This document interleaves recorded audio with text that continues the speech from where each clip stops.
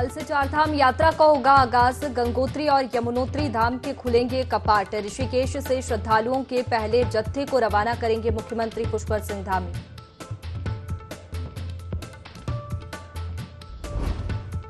Cabinet मंत्री सतपाल महाराज ने अधिकारियों को लगाई फटकार। वित्त आयोग का पैसा खर्च न होने पर लगाई क्लास। कहा, बजट खर्च न हुआ तो होगी दंडात्मक कार्रवाई।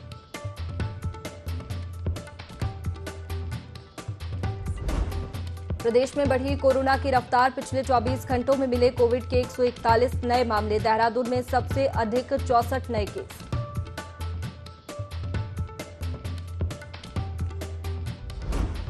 पहाड़ से लेकर मैदान तक बदला मौसम का मिजाज। देर रात देहरादून में तेज आंधी से गिरे पेड़। उत्तरकाशी में बंद पड़ा गंगोत्री यमुनोत्री हाईवे।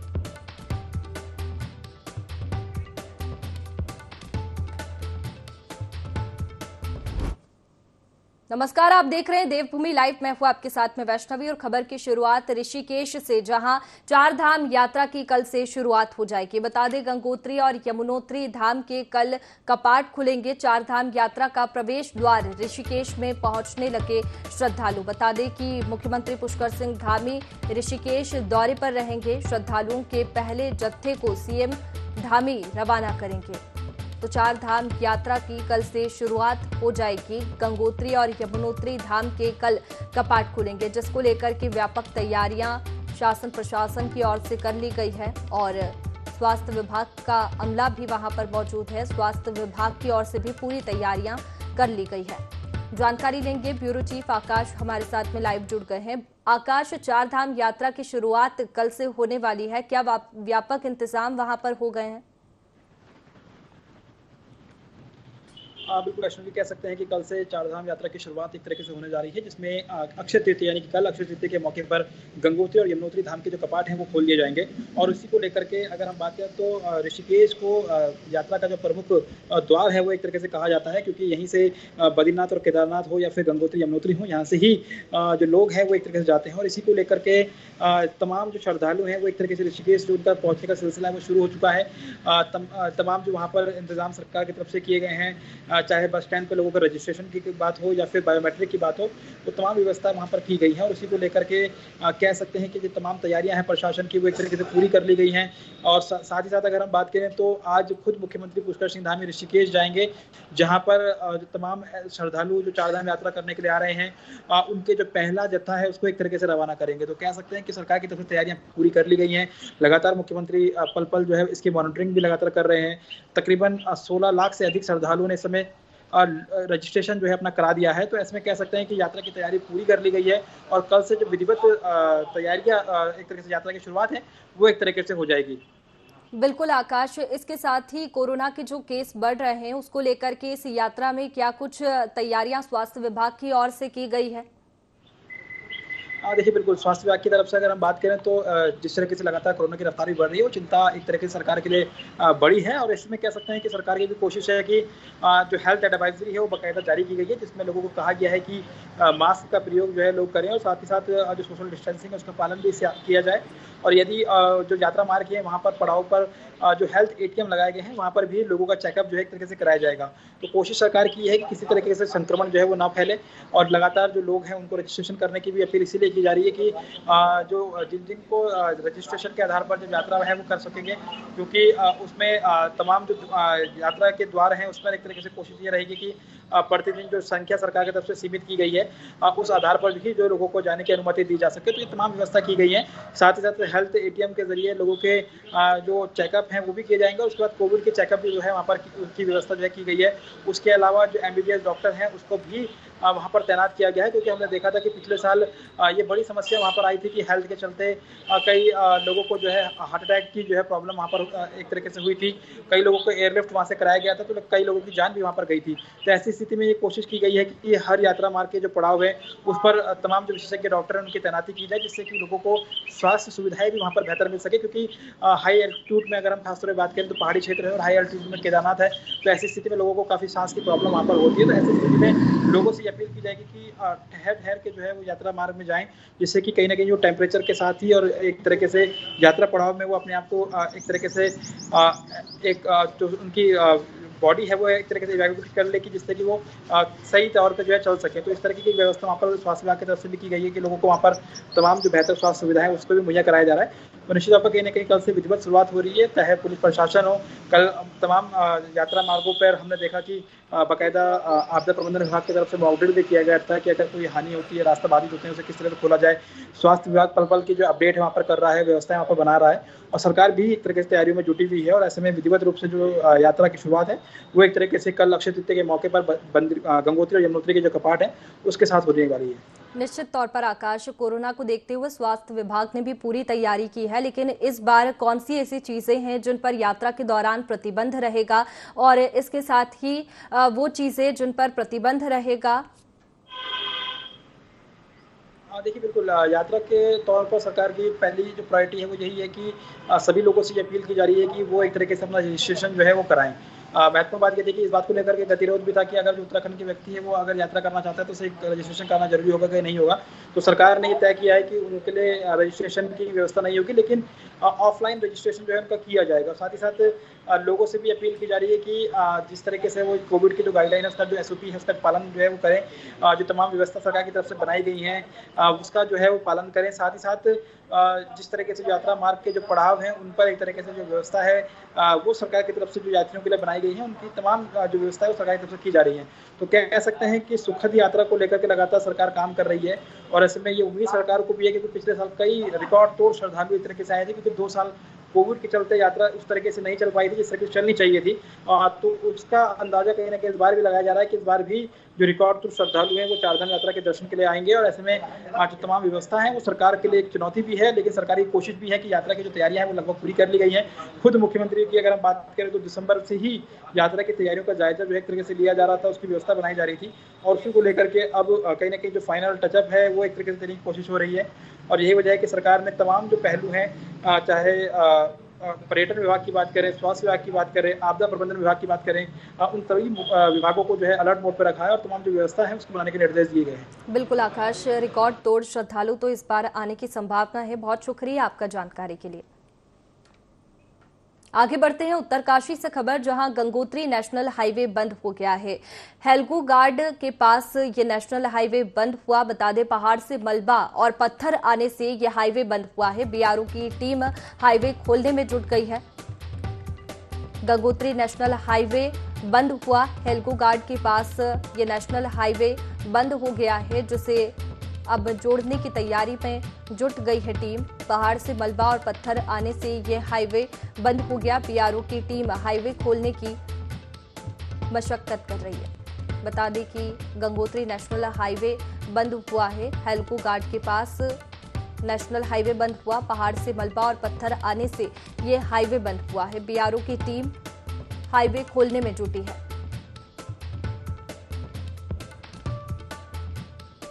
जानकारी लेंगे, हमारे सहयोगी दीपक हमारे साथ फोन लाइन पर जुड़ गए हैं। दीपक, बीआरओ की टीम हाईवे खोलने में तो जुट गई है, कहां तक प्रोसेस पहुंची है?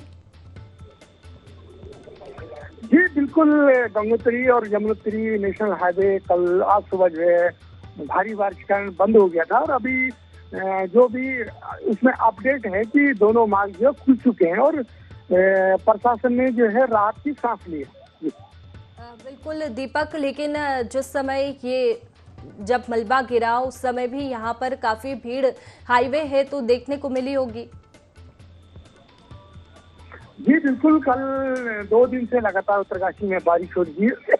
पूरे जनपद में जो है बारिश छाई हुई है, जिसके कारण से जो है वहाँ पे ऑल वेदर का काम चल रहा है। गंगोत्री में भी और यमुनोत्री में भी जी रोड को सेट करने का काम चल रहा था।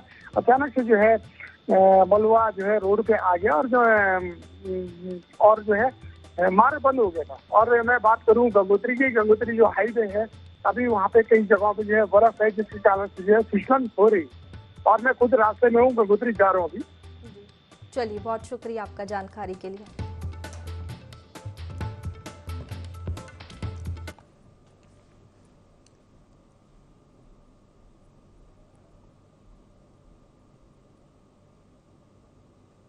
और अगली खबर का रुख करेंगे यमुनोत्री से, जहां यमुनोत्री राष्ट्रीय राजमार्ग बंद हुआ है। किसाला के पास बोल्डर आने पर यह मार्ग बंद हो गया। चट्टान टूटने से सड़क पर बोल्डर गिरे। एनएच यमुनोत्री राष्ट्रीय राजमार्ग को खोलने में जुट गई है। मार्ग खोलने के लिए मशीनें लगाई गई है।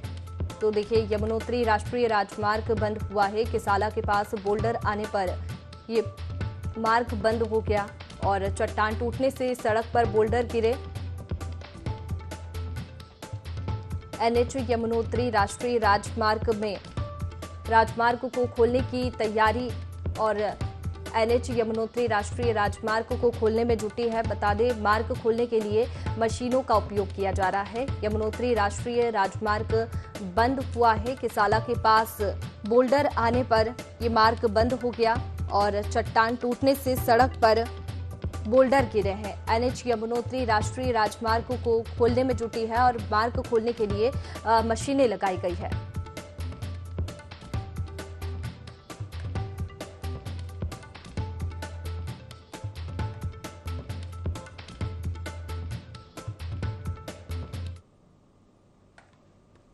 चलिए आगे बढ़ते हैं। लक्सर के एक गांव से तालाब भूमि पर अवैध कब्जे का मामला आया है, जिसके बाद गांव निवासी जगपाल सिंह ने इस संबंध में हाईकोर्ट में याचिका दायर की। उच्च न्यायालय से इस मामले में दायर की गई एक याचिका के जरिए मामले को संज्ञान में लेकर प्रशासन को जल्द से जल्द तालाब की भूमि को खाली कराने के आदेश दिए हैं। सर के गांव औरंगजेबपुर में जोहड़ की जमीन पर कुछ लोगों द्वारा अवैध कब्जा किया गया था, जिसका प्रशासन द्वारा समय समय पर संज्ञान लेते हुए बेदखली के आदेश पारित किए गए, परंतु अतिक्रमणधारियों द्वारा उस पर कभी कोई खाली नहीं की गई जोहड़ की भूमि जो थी, जिस पर माननीय न्यायालय द्वारा संज्ञान लेते हुए उसे शीघ्र अतिशीघ्र खाली कराने के आदेश प्रशासन को पारित किए। चलिए अगली खबर की ओर बढ़ते हैं। उत्तराखंड के पहाड़ी जिलों में एक बार फिर वेस्टर्न डिस्टर्बेंस के चलते मौसम ने अपने मिजाज बदल लिए हैं, जिस वजह से इंडो चीन बॉर्डर से सटे सीमांत नीति घाटी का जनजीवन प्रभावित हुआ है। बता दें कि मौसम विभाग की ओर से जारी किए गए येलो अलर्ट ने जोशीमठ की खूबसूरती को एक बार फिर बर्फ के आगोश में ले लिया है। हालांकि बर्फबारी के बाद इस ऋतु प्रवासी भोटिया जनजातीय गांव की प्राकृतिक सुंदरता और बढ़ गई है।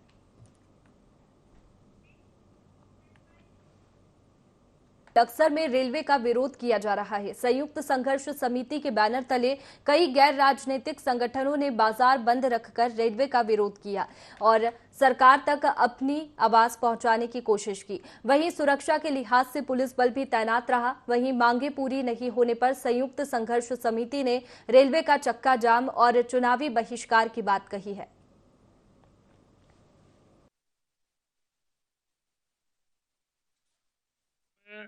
ये सबकी अपनी पीड़ा है। हमारे एक आग्रह पर सभी ने अपना समर्थन दिया है, क्योंकि आज लश्कर का जन जन इस रेल के क्रियाकलाप से पीड़ित है। कहीं आने जाने लायक नहीं रहा, किसी कारोबार के लायक नहीं रहा, क्योंकि यहाँ पर मुख्य साधन एक रेलवे ही था, जिससे आने जाना एक सुलभ हुआ करता था।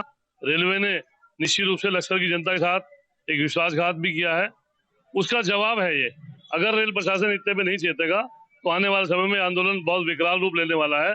इसलिए मेरा तो रेलवे से विशेष एक आग्रह है कि रेलवे यहाँ की भावनाओं को समझे और रेल के अधिकारी, रेल मंत्री महोदय, सब लोग यहाँ की जनता को इसकी भावनाओं को समझेंगे तो इस बड़े उपद्रव से या बड़े आंदोलन से बचा जा सकता है।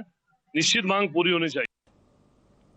मुख्यमंत्री पुष्कर सिंह धामी ने विपक्ष और निर्दलीय विधायकों के विधानसभा क्षेत्रों की विकास योजनाओं की समीक्षा की। बता दें कि मुख्यमंत्री पुष्कर सिंह धामी ने विधायकों के क्षेत्रों में विकास कार्यों को गति देने के लिए समीक्षा बैठक करने की घोषणा की थी। वहीं सीएम द्वारा बुलाई गई इस बैठक का सभी विपक्षी विधायकों ने स्वागत किया। विधायकों का कहना है कि सरकार की पहल अच्छी है और मुख्यमंत्री पुष्कर सिंह धामी ने विपक्ष के विधायकों को समय दिया और उनके विधानसभा क्षेत्र की समस्याएं सुनी। ये बेहद सराहनीय कार्य है। मुख्यमंत्री जी ने इस बात की पहल की कि प्रत्येक लोकसभा के विधायकों की समीक्षा बैठक आहूत करेंगे और जो उनकी समस्याएं होंगी उनका निराकरण करेंगे।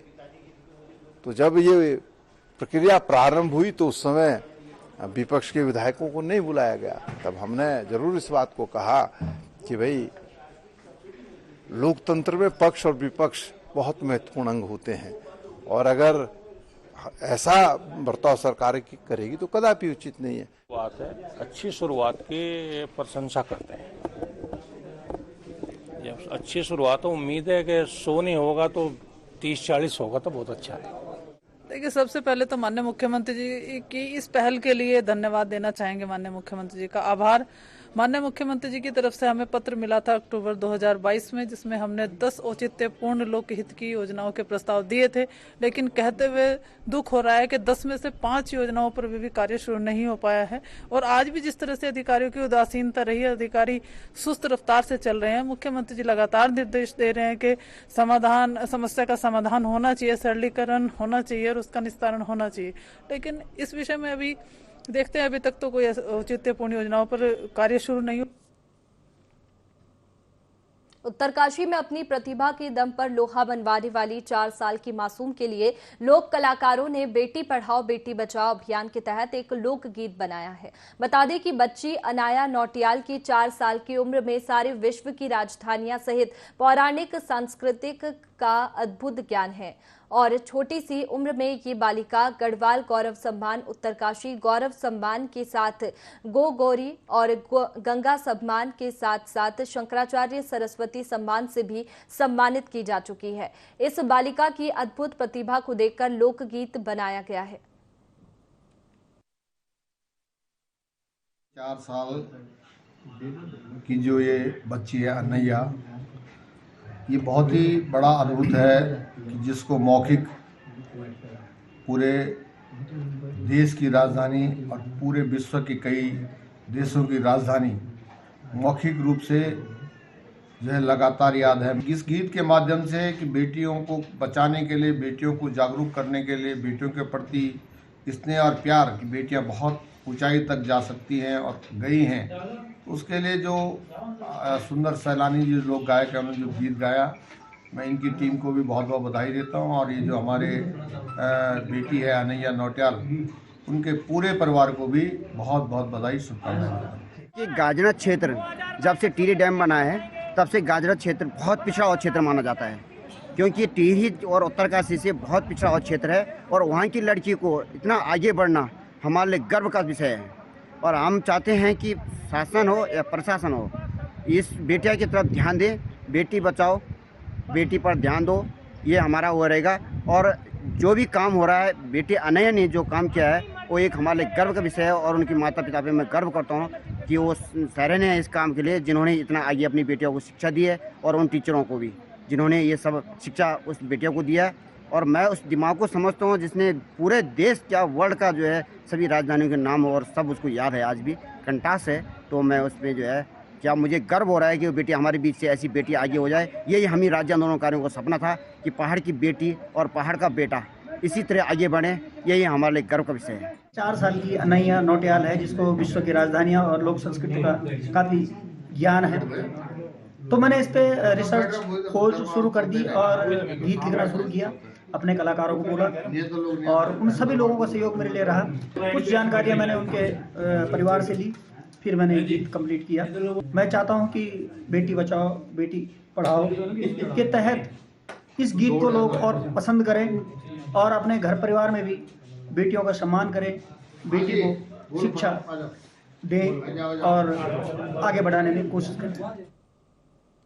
खटीमा में फाइबर लिमिटेड कंपनी के कर्मचारी लगातार प्रदर्शन कर रहे हैं। कंपनी से निकाले गए कर्मचारियों ने श्रम विभाग के दफ्तर का घेराव किया। बता दें कि पूर्व फाइबर लिमिटेड कंपनी ने 200 कर्मचारियों को बिना कोई नोटिस दिए बाहर कर दिया है, जिसके चलते वहां आंदोलन कर रहे हैं। कर्मचारियों का कहना है कि हमारे साथ अन्याय हो रहा है। वहीं श्रम प्रवर्तन अधिकारी का कहना है कि हमने किसी भी कर्मचारी की सेवा समाप्त नहीं की है। अगर कारखाना चलता है तो पुनः इन लोगों को बुलाया जाएगा। हमने कर्मचारियों से कहा है कि परेशान न हो, विभाग जांच कर रहा है। जांच में जो भी तथ्य सामने आएंगे उस पर पूरी तरीके से अमल किया जाएगा। कंपनी का साफ साफ यही कहना है कि किसी भी कर्मकार की सेवा को समाप्ति नहीं किया गया है। जो उन्होंने मुझे कहा है वही मैं रिपोर्ट में भी है। सेवा समाप्ति नहीं की गई है। अगर कारखाना का कहना है कि कारखाना चलता है तो वर्कर को कार्य में वापस लिया जाएगा, कार्य बहाली की जाएगी। और डिपार्टमेंट है अपना कार्य अभी शुरू किया है। डिपार्टमेंट ने जांच से शुरू हुई है कार्रवाई, वर्कर्स की शिकायतें पत्र से कार्रवाई शुरू, आगे कार्रवाई चलती रहेगी। हरिद्वार के रोशनाबाद मुख्यालय में एसएसपी ने पुलिस अधिकारियों के साथ बैठक का आयोजन किया। ईद त्योहार को लेकर शांतिपूर्ण तरीके से मनाए जाने के लिए अधिकारियों को जरूरी दिशा निर्देश दिए। एसएसपी ने लोगों से आपसी संवाद बनाए रखने की अपील की और भाईचारा कायम रखने को कहा। साथ ही प्रदेश का माहौल बिगाड़ने की कोशिश करने वाले असामाजिक तत्व के खिलाफ पुलिस सख्त कार्रवाई करने के निर्देश दिए।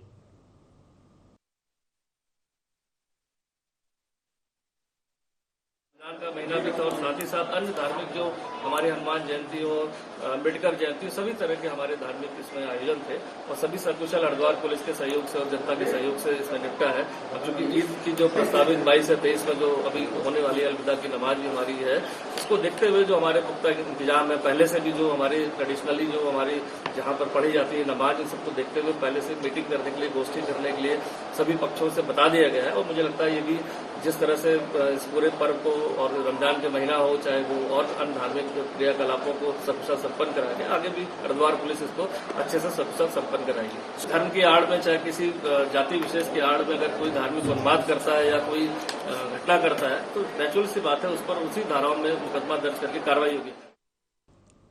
चलिए आगे बढ़ते हैं। कैबिनेट मंत्री गणेश जोशी ने देहरादून के जाखन में सीवर पंपिंग स्टेशन का भूमि पूजन किया।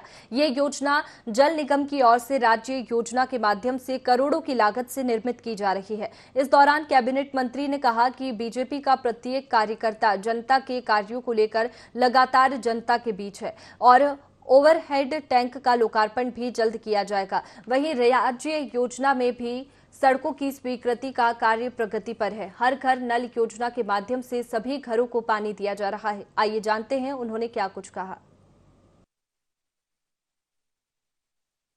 यहाँ के क्षेत्रवासियों की एक बहुत लंबी मांग थी कि यहाँ पर सीवर ट्रीटमेंट प्लांट लगे ताकि सीवर योजना का लाभ यहाँ के लोगों को मिल सके। और आज प्रदेश के अंदर पहला एक लेटेस्ट टेक्नोलॉजी जो बाहर से आई है, उस प्लांट को हम यहाँ पर लगा रहे हैं। 2,95 लाख की उसकी कीमत है। 5 साल तक वही कंपनी इसको मेंटेन करेगी, जिसमें कहीं सीवर बाहर दिखाई नहीं देगा। खाली जाली लगाई जाएगी जो उसमें इस प्रकार की चीज़ें हैं जो अंदर दिक्कत सकती हैं उनको साफ करने के लिए। और ये पहला प्लांट यहाँ पर लग रहा है।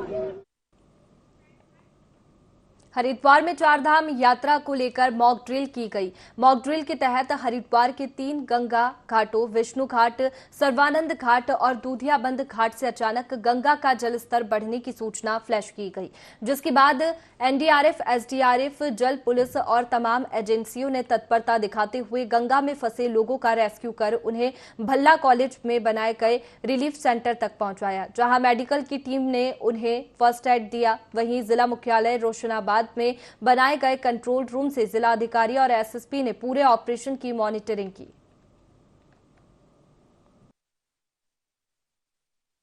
इन्फॉर्मेशन आई थी कि अचानक सडनली पानी बढ़ने से कुछ जगह पे, कुछ घाटों पे यात्री फंसे हुए हैं, तो इमीडिएटली चीज़ों को चेक किया गया। तो विष्णु घाट, दुधियाबंद और सर्वानंद घाट पे जो हमारे यात्री आए हैं, जो रूटीन में वहाँ पे स्नान कर रहे थे, पानी बढ़ने से कुछ लोग टापू में फंसे हुए हैं और कुछ लोगों के पानी में बहने की भी सूचना है। तो इमीडिएटली जो हमारा डिस्ट्रिक्ट का जो आईआरएस सिस्टम है, उसके अकॉर्डिंग सारे जितने भी डिपार्टमेंट्स हैं और अधिकारी है, उसको देखते हुए सबसे पहले एक स्टेजिंग एरिया फ्रेम किया गया और सभी लोग इमीडिएटली यहाँ पे अप्रोच किए हैं। और बाकी मौके के लिए जल पुलिस, एनडीआरएफ और रेवेन्यू पुलिस, मेडिकल और पीडब्ल्यूडी सभी टीमें मूव कर गई है तीनों जगह पे। और स्टेजिंग एरिया ऋषिकुल ग्राउंड में एस्टेब्लिश किया गया है और relief camp Bhalla inter college में। फिलहाल देवभूमि लाइव में इतना ही। आप बने रहिए IND 24 पर। नमस्कार।